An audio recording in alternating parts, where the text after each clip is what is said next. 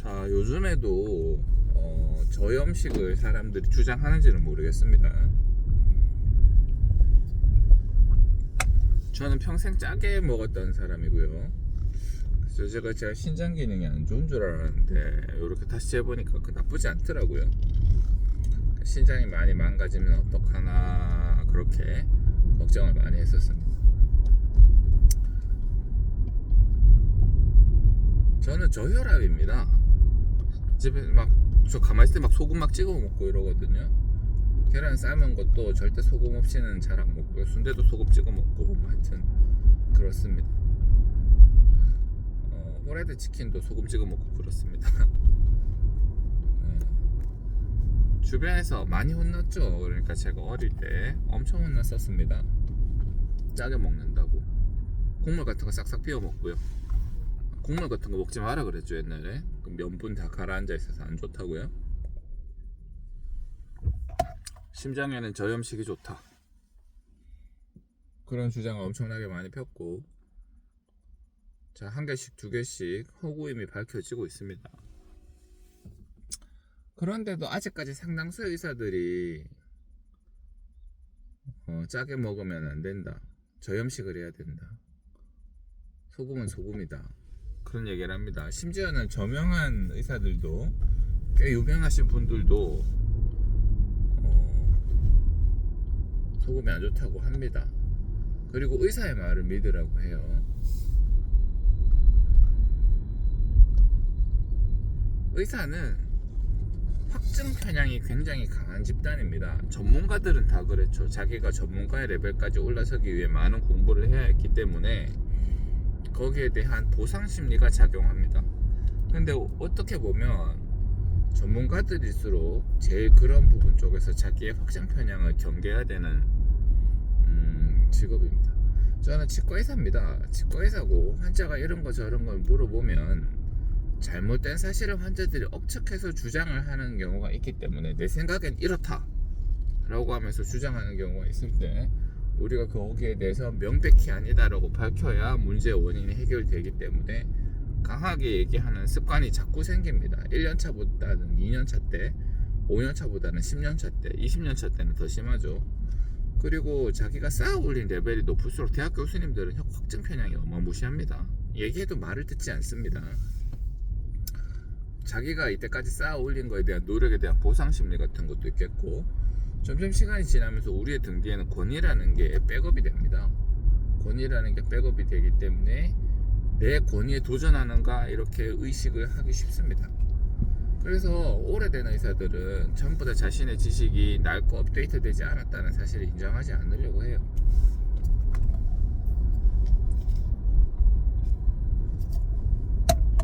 그리고 따지면 의사라고 하는 권위에 기댄 일반화에 오류를 하려고 해요. 참 안타까운 일이죠. 저 또한 예외일 수가 없습니다.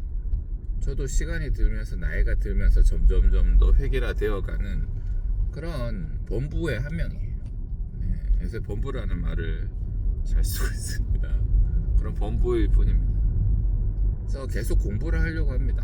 근데 저에게 강의를 가르치고 교육을 해주시는 원장님들조차도, 교수님들조차도 낡은 지식이 업데이트가 안 돼서 자기의 아집이 계속 묻어나오는 강의를 하게 되는 경우도 제가 느낍니다. 왜냐하면 제가 그런 거를 좀 경계하는 편이기 때문에 여기저기 같이 비슷한 크로스로 체크를 좀 해보는 편입니다. 다른 선생님들은 어떻게 강의를 하시나?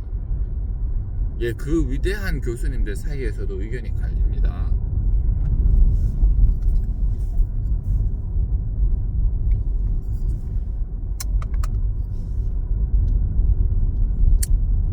소금뿐만 아니라 육식, 채식, 적생육을 먹어야 되는가? 아니면 LDL이라고 하는 지방은 과연 나쁜 것인가? 뭐 이런 것들에 대해서 굉장히 많은 반론이 존재하죠. 옛날에는 당연하다고 생각했던 것들이 지금은 당연하지 않고 컨트로버셜한 어떤 영역에 들어가 있는 걸로 되어 있습니다.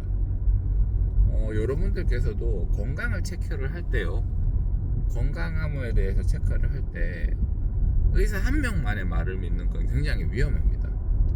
의사는 확정 편향이 있습니다. 확정 편향이 있고 그 확정 편향은 내가 의사를 5명 만났는데 5명 다 똑같이 얘기한다.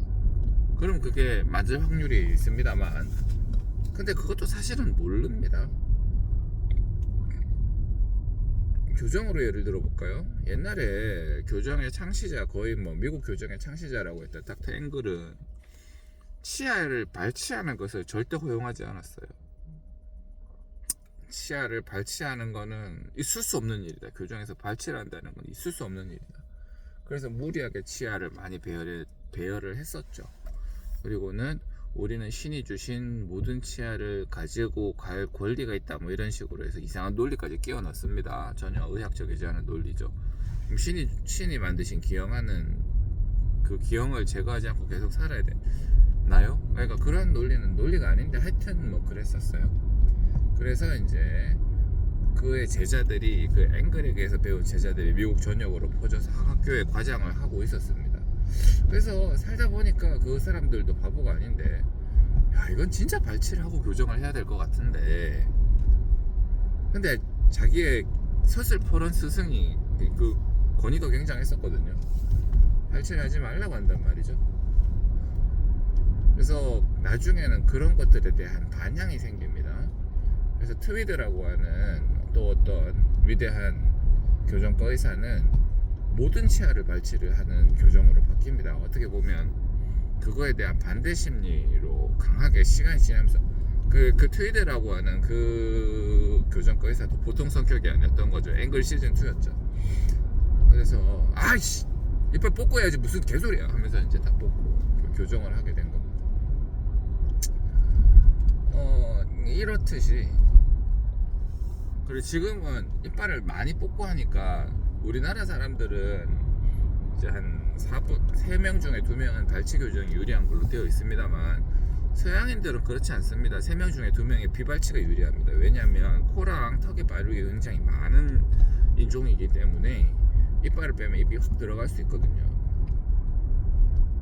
예, 그런 것처럼 그랬다가 다 발치하다가 이제 다시 이제 원래대로 돌아오는 거죠. 치과만 해도 그런 게 너무 많습니다. 옛날에 턱관절의 위치를 기계적으로 재현하는 위치가 최후방이다, 최상방이다, 전상방이다, 후상방이다, 뭐 그런 이론이 입각해서 틀니를 만들 때 턱을 뒤로 꽉 밀어 넣어서 틀니를 만들고 그런 적이 있었어요. 이빨이 한 개도 없는 사람들의 턱의 위치를 기계적으로 그런 식으로 재현할 때가 있었다고요. 의학도 마찬가지입니다. 뭐 소주에 고춧가루를 풀어놓고 마시면 감기가 낫는다.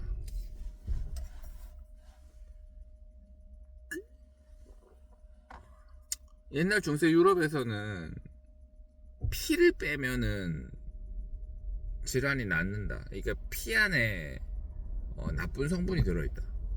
피를 빼야 질환이 낫는다. 또 종교적인 이유도 집어넣었었던 것 같아요. 이제 피를 빼는 과정에서 뭐 이제 신의 뭐 악한 뭔가 기운이 이제 빠져나온다. 뭐 그런 것들. 근데 그 당시에는 그게 최첨단의 의학이었을 거예요. 사람들이 절박하니까 그렇게 했지. 다 내 새끼 소중하죠. 애가 죽을 병에 걸렸는데 부모 입장에서 애를 싸들고 무당한테 찾아가가지고 애가 아프다고 하면 무당은 이제 칼춤을 추기 시작하는 거죠. 애를 살려야 되니까. 악기가 더럽다. 그 당시에는 최첨단이었을 거고 용하다는 무당 앞에 줄을 줄줄줄 섰을 거예요. 지금은 비웃지만 그 당시에는 최첨단이었다고. 우리도 틀린가요? 지금은 틀려요? 옛날에 아말감 와동을 이렇게 깊게 파면서 라인에 가게 딱 지게 치아 안쪽에 파는 치아를 삭제하는 면이 굉장히 날카롭게 각이 딱 지게 그렇게 교육을 하던 시절이 있었습니다. 그렇게 해야 이제 아말감의 리텐션이 올라간다.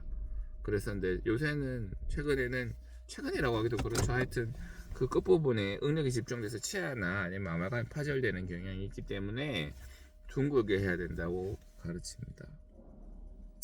언젠가는 또 양치를 3분 안에 무조건 해야 된다고 가르쳤고요. 식사가 요새는 치아의 재광화 현상을 방해하기 때문에 3분 이내 양치하면 안 된다고 가르칩니다. 그렇습니다. 의학은 지금도 엄청나게 바뀌고 있고 사실은 굉장히 많이 바뀌고 있죠. 굉장히 많이 바뀌고 있습니다. 이런 것들은 말할 수 없이 많아요. 엄청나게 많습니다. 그리고 대단히 무섭게도 이러한 의사들은 확증 편향이 굉장히 강한 집단입니다. 비타민C를 많이 먹어야 되는가, 많이 먹으면 안 되는가, 소금은 많이 먹어야 되는가, 많이 먹으면 안 되는가, 적색육, 고기는 많이 먹어야 되는가, 아닌가, 채식은 몸에 좋은가, 아닌가, 해로운가. 요새는 채식이 몸에 해롭다 쪽으로 좀 많이 기울고 있는 것 같아요. 예, 이렇습니다. 의학 지식도 제가 최근에 의학 지식을 많이 찾아보면서 의사들이 하는 말이 다 다르고 그 의사들마다 저마다의 논리를 펴니다. 자그마다의 학술지 인용을 가지고 와서 서로 다른 방식으로 주장을 하고 해석을 합니다. 또 누군가는 경험에 기대서 얘기를 합니다. 또 누군가는 자기의 경험이 전혀 의미가 없다고 치부를 하면서 그런 말들은 깡그리 무시합니다. 그렇지 않습니다. 의사들 개개인이 가지고 있는 경험도 굉장히 중요합니다. 논문에서 인용할 수 있는 몇몇 개 데이터가 있는데 그 중에 제일 하지 말아야 될 게 의사 개인의 경험상 이랬다라는 거라고 합니다. 저는 그 당시에 그랬습니다. 그렇지, 공정하지 못하지, 개인의 주관이 많이 반영될 수 있지. 그렇지 않습니다. 제가 치과 의사를 오래 하면서 느끼는 바로는 제가 느낀 경험의 거의 대부분이 재현된다는 거고, 우리가 아직 그것을 논리적으로 논문적으로 증명하지 못했을 뿐 팩트가 있는 거예요. 우리가 어떤 관상을 보고 느낌이 싸하다는 느낌을 받으면, 그걸 계속 받으면 우리가 그걸 논문으로 증명하지 못했지만 적어도 그 경험은 의미가 없지 않죠. 굉장히 중요한 가이드라인이 됩니다. 우리가 일반적으로 어떤 특정 환경에서 싸한 느낌 받는 거, 어떤 특정한 환경에서 계속 재현되는 감각들, 이런 것들은 전부 다 무의미한 것들이 아니에요. 아직 논문화되지 않고 증명화되지 않았을 뿐, 아직 어떤 포멀한 형태를 타지 않았을 뿐, 포멀한 형태를 탄 논문들조차도 엄청나게 많이 조작됩니다. 특정 배후 세력에 의해서, 특정 금전적인 이유에 의해서, 특정 원한 관계에 의해서, 특정 라인에 의해서, 특정 라이벌리에 의해서 굉장히 많이 논문들조차도, 우리가 인정하고 있는 논문들조차도 굉장히 많이 제한되고 제약되고 왜곡돼요. 우리의 감각은 의미가 없는 건가? 논문은 무조건 믿을 만한가? 그런 것도 아니라고. 그렇습니다. 그래서 여러분들이 어떤 의학적 지식을 찾아볼 때는 생각보다 훨씬 많은 시간을 할애하셔야 됩니다. 그리고 자신의 경험과 같이 컴바인해서 설명을 들으셔야 돼요. 그렇게 해석을 하셔야 됩니다. 대단히 죄송한 얘기고 대단히 미안한 얘기인데 그렇습니다. 확정되지 않은 의학 지식이 너무나 많아요. 확정된 의학 지식도 있지만 확정되지 않은 의학 지식이 너무나 많고, 의사들은 확증 편향이 굉장히 강한 집단, 전문가들은 확증 편향이 굉장히 강한 집단이라는 것을 항상 잊으셔서는 안 됩니다.